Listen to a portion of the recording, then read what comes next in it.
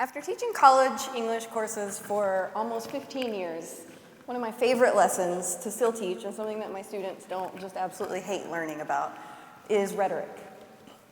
Rhetoric is that thing that we hear about, and we often immediately associate it with things like politicians and lawyers and presidents and stuff like that. And that does count, but rhetoric is a lot more than just that. Rhetoric is actually argument and communication. It's the moving pieces that exist within arguments and communication. So whenever I teach rhetoric to my students, of course, very often, we are analyzing the ways that they interact with other people, the way that they argue, and the way that they communicate. But something that I make sure that we take time to really focus on as well is the internal. We take time to reflect on what do we believe, right? What do we value? And how do those ideologies really impact the ways in which we show up in the world and the ways that we engage with other people? Now, of course, that means we have some really interesting conversations, right? We talk about what we believe and what we value. We also end up talking about what we assume about the world around us. And so we end up having a lot of conversations about stereotypes. And what we ultimately discover through those conversations is that if we are mindful about them, stereotypes actually have the potential to teach us a lot about not only ourselves, but others, and also our communities. They can also teach us about where we're at, where we've been, and maybe even where we're going. So let me unpack that with an example real quick. Whenever I was a student of rhetoric, I pretty quickly got bored with the more traditional approaches to rhetorical analysis. Those presidential speeches and TED Talks and Super Bowl commercials. And I was really interested in more day-to-day rhetoric. The fact that when you're in traffic, you can communicate with other drivers, just on the highway, which is totally safe.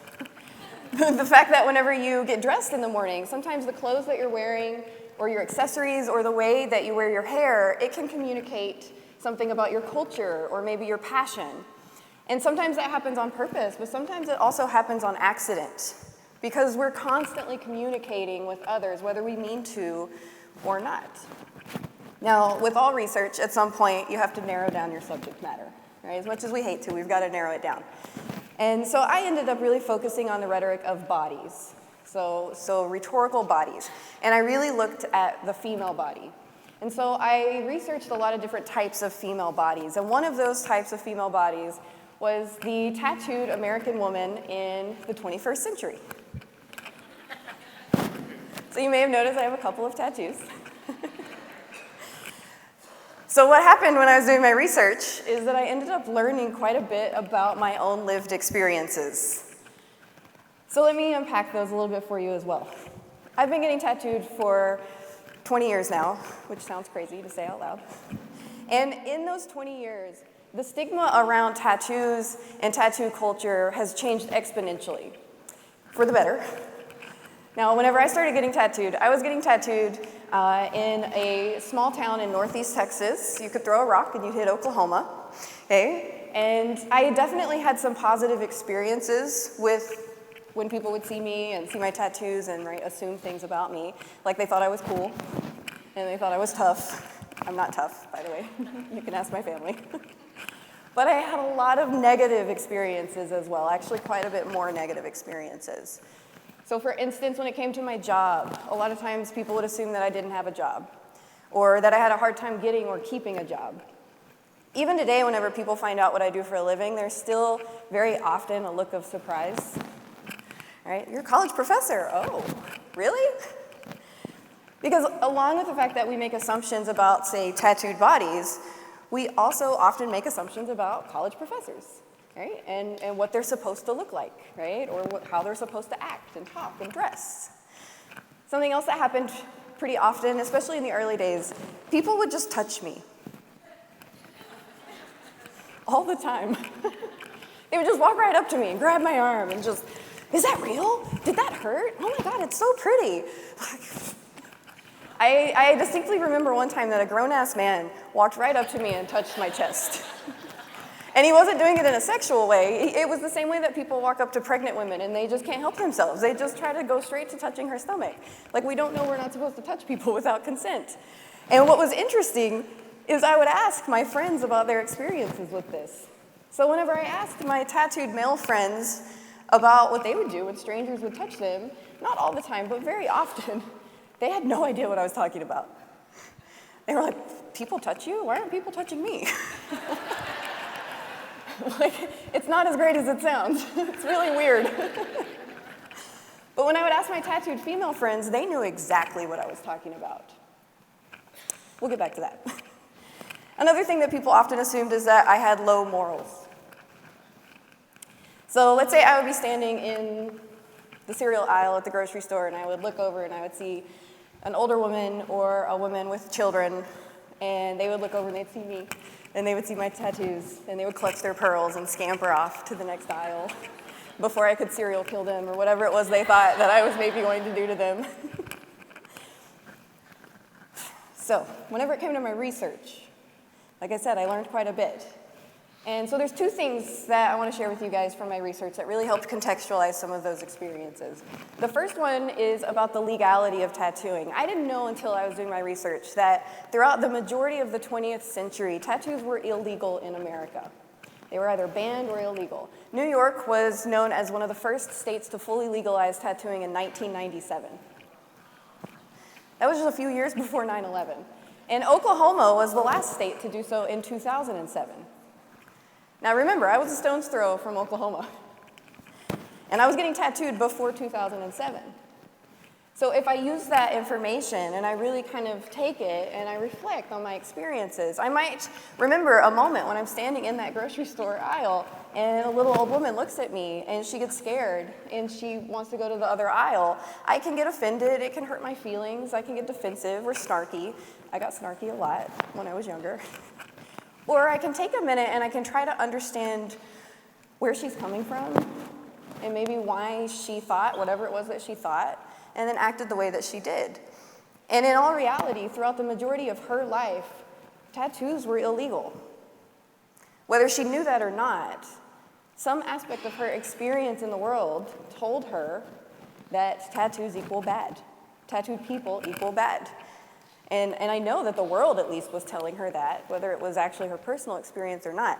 Doesn't mean that tattoos are bad and that tattooed people are bad, but for one reason or another, that's what she thought, and so she's trying to protect herself, right? She is reacting, which is what we do sometimes. Now, the other thing I want to share with you guys is what I learned about tattooed women. Now, to learn about the tattooed American woman in 21st century America, unfortunately, as someone who hates history, I had to research the tattooed American woman in 20th century America. And man, and what I actually ended up learning is that through the majority of the 20th century, up until about the 70s or 80s, which is when we had the tattoo revival, on average, tattooed men were either tattoo artists in the military or some flavor of criminal. On average, tattooed women were either tattoo artists. There weren't very many, but they definitely existed. The infamous tattooed woman at the circus or the freak show, or sex workers. Now, keeping that in mind and remembering how often people thought it was okay to touch me, but not my male friends, that might make a little bit of sense. Now, when I was digging through the books and I was doing all the research, I came across a few golden nuggets of scholarship. And one of my favorite ones was an article by Christine Braunberger, and it's titled "Revolting Bodies: The Monster Beauty of Tattooed Women." And what she did in that article is she took basically what I was learning in my research and then also what I had lived in my life, and she summed it up into the perfect, most accurate statement. And that's it. She said that on a woman's body, any tattoo becomes the symbol of bodily excess. When a woman's body is a sex object, a tattooed woman's body is a lascivious sex object. When a woman's body is nature, a tattooed woman's body is primitive. When a woman's body is spectacle, a tattooed woman's body is a show. Now, back to stereotypes. Here's the deal with stereotypes. They have been around since we've been around. We use them as a means of survival. So they're just a tool. And just like any tool, it's not good or bad. It's what we do with it that makes it good or bad. And also, just like any tool, we want to make sure that we're using the tool and it's not using us, right? Now, many of you guys had the opportunity this afternoon in the lobby to see some amazing artwork from some amazing artists. And what they did is they took some of their favorite mediums and they used them to depict their own understandings of and experiences with stereotypes. And some of you also had the opportunity to reflect on your own experiences being stereotyped. Now, something that I want to point out with my example is that I chose my tattoos. I chose to be a tattooed person. Now, I maybe didn't always know what I was getting into, but no regrets, Mom. I still love them. But we don't always choose the things that people use to stereotype us, right? Our age, our sexuality, our accent, our skin color, our gender. But the lesson still stands. In rhetoric, there are two things that we're constantly emphasizing. The first one is to know your audience. Whether you mean to or not, every time you show up, you are communicating. And you want to be successful. And you will be more successful the more you are willing to know and try to understand your audience. And understanding your audience is not the same thing as agreeing with them or excusing bad behavior. It just means that you're trying to figure out where they're at and what to do with that so that maybe you can move forward productively, hopefully together. But something that we have to keep in mind is that we are also the audience sometimes. So it's our responsibility to know ourselves and to understand ourselves. So we have to ask ourselves the hard questions. What do I think? And why do I think that? And do I want to continue thinking that? Because we don't have to always do that. We can change our minds. We can change our behavior and our beliefs. Now, the second thing that we constantly emphasize in rhetoric is to know your purpose. Why are you here? Why are you showing up? What do you hope to achieve? Now, the most important lesson that I've ever learned came from my dad. He said, make sure that every day you live your life on purpose.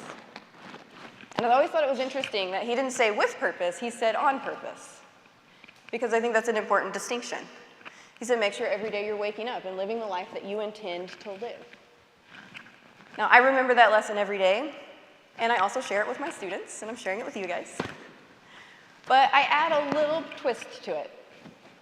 Make sure that you do live your life on purpose every day. But remember, to live a life with intent, we first must take the time to think with intent. Thank you.